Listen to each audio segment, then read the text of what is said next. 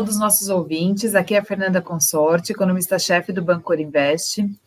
Eu, Velber Barral, nosso consultor, e Cristiane Quartaroli, economista do banco, estamos aqui para mais uma edição do Radar Comex, nosso podcast mensal sobre conjuntura e comércio exterior. Boa tarde, Barral. Boa tarde, Cris. Vamos lá? Olá, boa tarde. Vamos lá. Oi, Cris. Oi, Fernanda. Vamos lá, então, pessoal. Bom, agosto, o Brasil voltou a ser Brasil, né? Então, o movimento de aversão ao risco que a gente viu em julho, que tinha voltado em meados de julho, ele permaneceu agosto inteiro, né? A gente está vivendo, né, aí numa combinação de um cenário externo com solavanco, por conta desse vai e não vai de retirada de estímulos nos Estados Unidos. Isso afeta diretamente as moedas dos países emergentes, claro. E agora, recentemente, também começamos a falar sobre a possibilidade de um baixo crescimento na China, um crescimento menos acentuado, né? Além dessa variante Delta, que nos deixa com o pé atrás aí de abertura econômica. Finalmente, quando a gente olha aqui para o Brasil, a gente só fala de eleições. Eu acho que o mercado ainda não está precificando o tamanho do risco político que a gente vai ter, ou já temos com as eleições.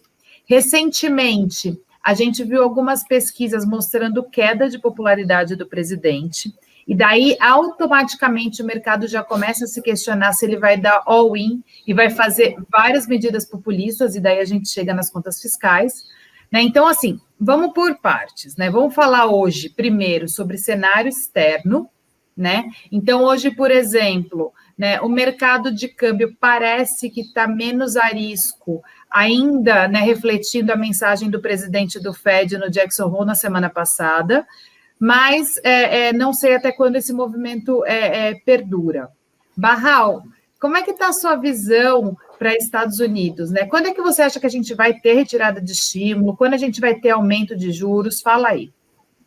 Então, Fernanda, esse é uma pergunta central. É uma pergunta central para a economia do mundo inteiro. Na verdade, o famoso seminário Jackson Hole aconteceu na semana passada. Todo mundo esperava a manifestação do Fed, principalmente do presidente do Fed, do Jerome Powell, que tentou tranquilizar o mercado. Ele começou a indicar que, de fato, há um efeito que tem que ser analisado, há um efeito de inflacionário de longo prazo, que ele ainda está colocando na conta da recuperação econômica.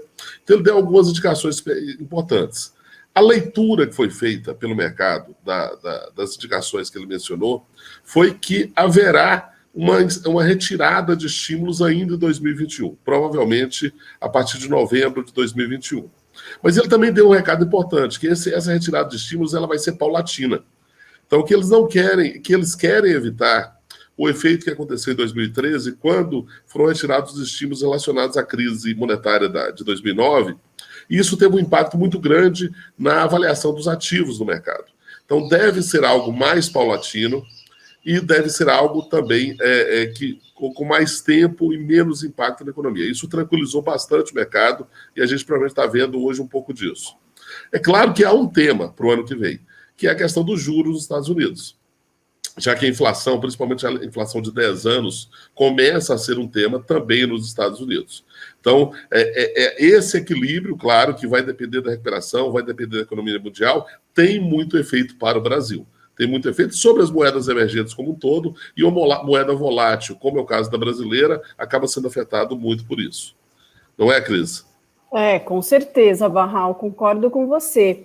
Mas também, por outro lado, né, o que a Fernanda comentou sobre a China é verdade, né? Eu estive numa reunião recente e vi vários colegas falando sobre a preocupação com a recuperação global, e principalmente da China, que já vem mostrando números de atividade abaixo do esperado, né, mais recentemente. Então, a China recuperando menos acaba impactando em emergentes, que impacta em câmbio, né? Não tem jeito, principalmente aqui para o Brasil. E falando um pouco de crescimento aqui no Brasil, o nosso viés já é para baixo para 2022, né? A gente tem visto isso nas pesquisas do Banco Central, na pesquisa Focus, né? Ou seja, cresce esse ano por conta da base baixa de 2020, mas a economia aqui ela não vai ter forças para um crescimento mais sustentável no ano que vem. Barral, você concorda que a China ela está perdendo esse ímpeto ou não? E qual que seria o impacto disso para a nossa balança? Então, nós temos que ver o seguinte. Primeiro, a China tem tido algumas notícias de que o crescimento não será o que se esperava, a retomada não será tão forte como se esperava. E tem algumas medidas chinesas que têm chamado a atenção, inclusive medidas intervindo de empresas na área de tecnologia. Recentemente, a China, na semana passada, proibiu que as crianças ficassem mais de 3 horas por semana jogando online, por exemplo, o que seria uma boa medida para colocar na minha casa, inclusive. Mas, apesar dessas intervenções, a China ainda deve crescer 8,5% em 2021. E há uma expectativa de que cresça 5% em 2022. Então, ainda é um crescimento impressionante.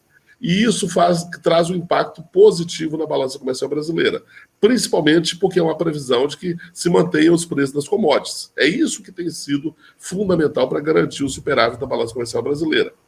Além da China, é interessante notar que tem mudado a composição da balança comercial brasileira na direção da Ásia, algo que a gente pode chamar de um spillover da economia chinesa. Então, por exemplo, nossas exportações para a Ásia, mesmo excluindo a China, já são maiores do que nossas exportações para a União Europeia. A gente tem que notar que hoje o Brasil exporta mais para Singapura do que para a Alemanha, mais para a Coreia do Sul do que para a Espanha, mais para a Malásia do que para a Itália, mais para a Tailândia do que para a França. Então, de fato, é um mundo completamente novo. A Ásia é um mercado de expansão, é um mercado consumidor muito amplo, e, claro, isso tem auxiliado muito a balança comercial brasileira. Tem problemas. No médio prazo, nós temos problemas, porque é uma concentração em poucos produtos, concentração em commodities que têm preços internacionais. Nós precisamos diversificar destinos, precisamos diversificar produtos. Mas aí, claro, para fazer essa diversificação, nós temos os problemas seculares de produtividade no Brasil. Mas não são só esses problemas. O que mais o Brasil tem de problema, Fernanda? Nossa, um monte, né? Não, mas é isso, Barra. Eu acho que assim, o problema de produtividade ele é um tema que se fala há muito tempo, né? Como a Cris mencionou, a gente está com viés de crescimento para baixo nesse ano e para 2022. É claro, né? Quando a gente olha lá o Focus, né? A Cris mencionou, a gente vai ter um crescimento esse ano de 5%, 5,2%, sim, é um crescimento robusto quando a gente olha estaticamente nesse ano, mas ano passado caiu 4%. E para ano que vem já se fala em 2%. A gente aqui acha que vai ser menor e tem outras casas grandes já também falando de crescimentos de 1,5%. E daí, nesse tema que você mencionou de produtividade, Barral, a gente volta no grande problema de sustentabilidade no Brasil, que são os investimentos. Né? A gente não tem, já um assunto falado há anos, que o Brasil ele não consegue criar um ritmo de crescimento de investimento, uma taxa de investimento suficiente para a gente ter um crescimento mais sustentado, aumentar o crescimento estrutural, né, ao ponto da gente conseguir crescer 5% sem ter inflação, ou algo parecido. E aí, quando a gente olha também internamente, não só a gente não tem competitividade, não tem produtividade, e portanto, isso o que é uma resposta de não ter investimento, a gente também não é atrativo o suficiente aos olhos do investidor estrangeiro, né? E aí, uma coisa que eu particularmente gosto muito de olhar, que são os dados daquele Doing Business, né, do Brasil, que mostram que a gente está numa situação extremamente desfavorável, né? O último ranking que a gente olhou foi o de 2020, do ano passado, e a gente estava no lugar 124. Eu nunca sei falar esse número ordinário. Não.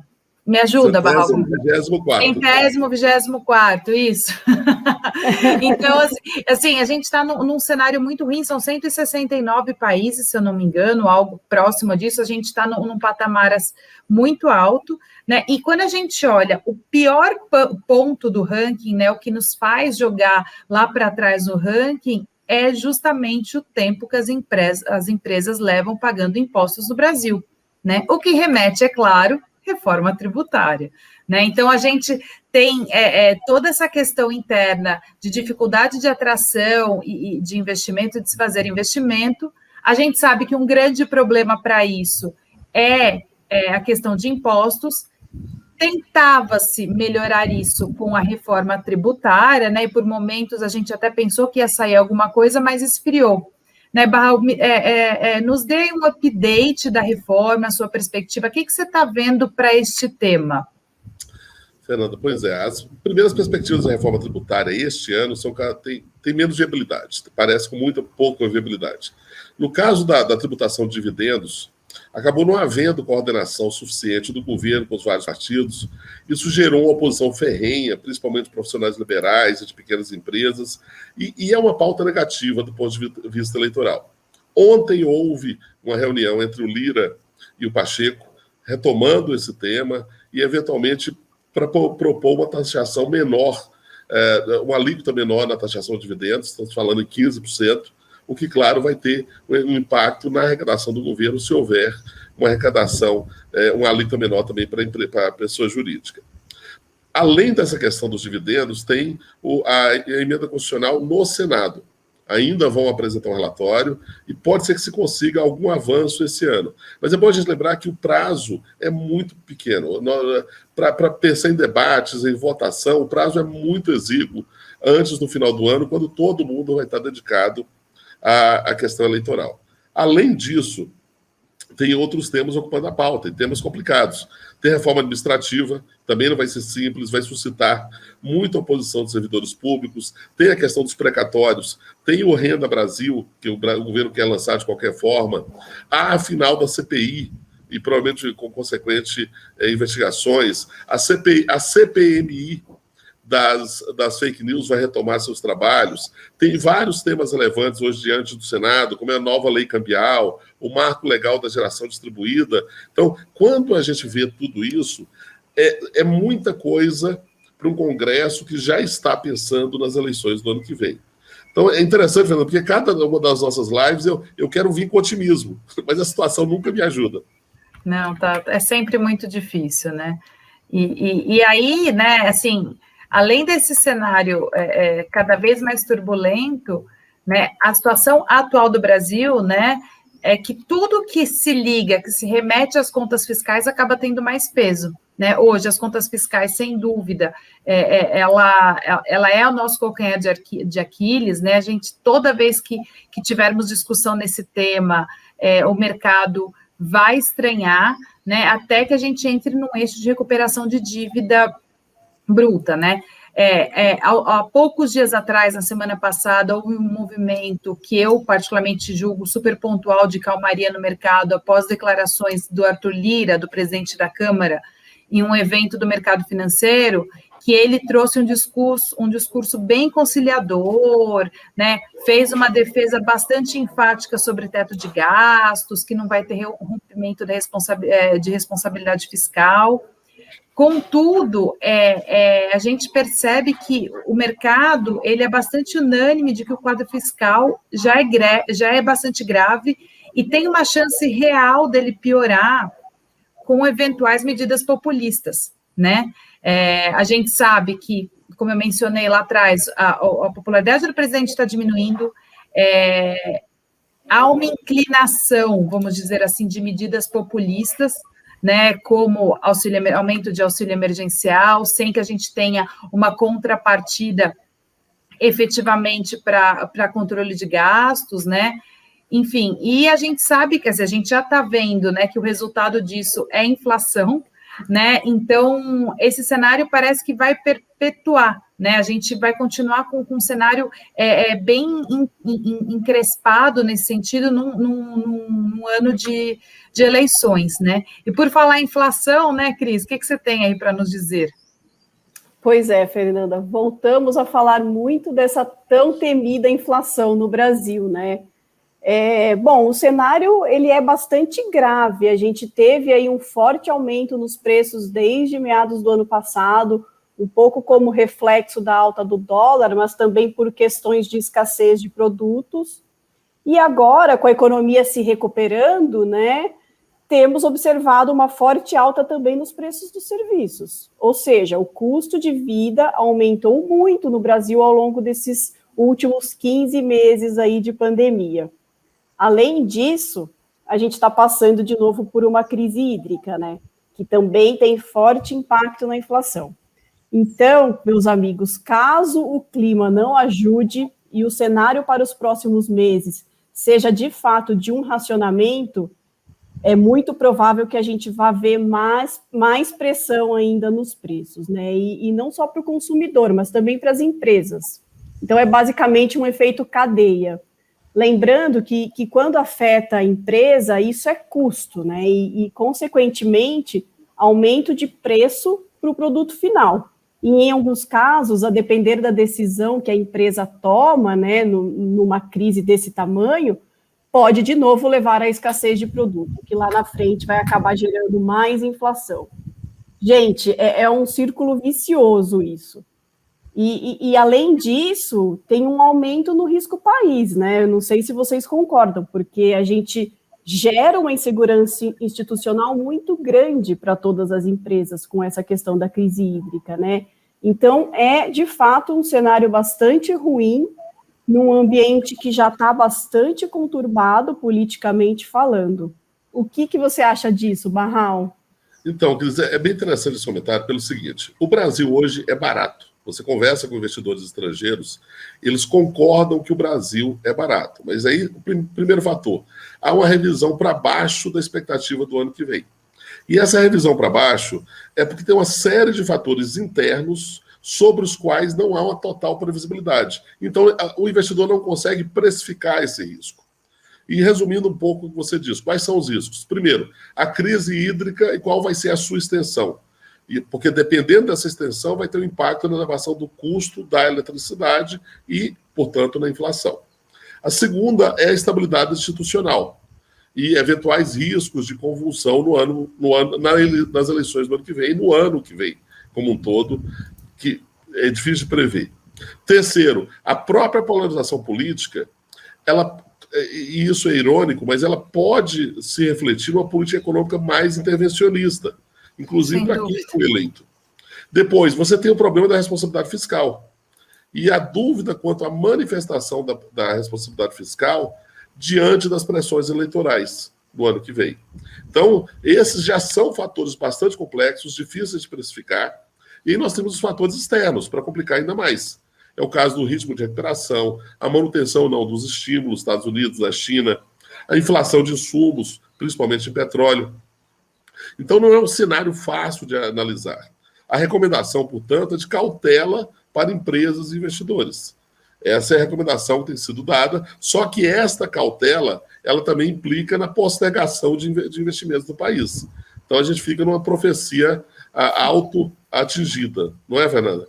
Não, isso, e assim, não só de investimentos, como decisão de contratação, né, de emprego, fica tudo em espera, né, em cautela, né, e isso, assim, é normal, né, é comum em épocas de eleições a gente ver esse cenário de maior cautela, porque é um cenário de certeza. Neste ano, especificamente, né, por conta da pandemia, enfim, por conta do perfil do governo, tem se antecipado esse calendário eleitoral, né? A gente, assim, agora a gente vai ter o feriado de 7 de setembro, já tem muita gente com cautela de manifestações por conta do feriado de 7 de setembro diante do perfil do nosso governo, né? Então, assim, falta mais de um ano para as eleições, a gente já se fala dessa possibilidade. Então, eu acho que a gente está num cenário, de fato, assim, muito, muito complicado, né? E com dificuldade de ver o que vai acontecer, né? A gente pode ficar aqui traçando milhões de possibilidades para o que vai acontecer,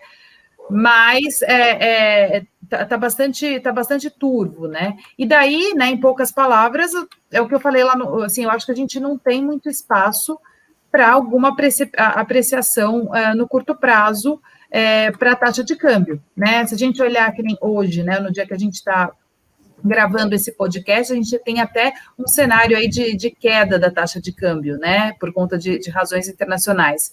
Mas, assim, eu tenho poucas dúvidas de que vai se manter uma tendência como essa, né? O cenário é muito mais de depreciação de taxa de câmbio ou manutenção no patamar alto do que o contrário, né? Então, a gente tem uma combinação de cenário externo duvidoso com as eleições no Brasil, né? Então, não tem como a gente ficar muito animado para os próximos meses, né? E eu repito, assim, na minha visão, eu acredito que o mercado ainda não está precificando o tamanho desse risco político, né? Então, temos ainda montanhas russas pela frente, eu acho. Bom, comentário finais, meus amigos. Cris? Bom, eu concordo com você, Fernanda. Apesar desse ligeiro alívio aí que a gente está vendo na taxa de câmbio recentemente, o patamar ainda é muito alto, né? E, além disso, eu acrescentaria aí uma pitada de preocupação com o desemprego em nosso país, né? Hoje saíram os dados do IBGE, e apesar da taxa de desemprego ter recuado ligeiramente no segundo trimestre desse ano para 14,1%, o patamar ainda é muito elevado. Sem contar que o número de pessoas desalentadas, que são aquelas pessoas que simplesmente desistiram de procurar emprego, ainda é enorme. Ou seja, definitivamente ainda temos muito trabalho pela frente para sairmos dessa crise. Eu sigo torcendo por dias melhores. E você, Barral? Bom, a gente terminou agosto, né, que foi realmente um mês de desgosto, tanto para as bolsas, quanto para o câmbio, quanto para vários dados internos. É interessante a gente notar que há 6 meses atrás havia uma aposta do mercado de que o câmbio cairia nessa época. E nós teremos aí 4,80, 4,90 nesta época, e houve, inclusive, previsões importantes nesse sentido. O que não se consumou por conta dessas más notícias do plano interno e do plano internacional. É muito difícil, de fato, dizer uma tendência do câmbio. Hoje, como a Fernanda mencionou, há uma tendência de apreciação, a não ser que nós tenhamos boas notícias, o que não parece muito visível no curto prazo. A não ser que venha um dilúvio aí para encher justamente em cima das reservas, dos tanques, que não é o que a gente está prevendo. Então vamos ver se pelo menos setembro traz um pouco mais de parcimônia, pelo menos a nossos dirigentes, e que o Brasil possa acelerar a sua recuperação. Obrigado, Fernando. Bom, é isso, né? Vamos chegando então ao fim dessa edição do Radar Comex. Como sempre, eu gostaria de agradecer imensamente aos sempre importantes comentários dos meus colegas, Barral e Cris. Obrigada a todos, até a próxima e nos acompanhem em nossas redes sociais.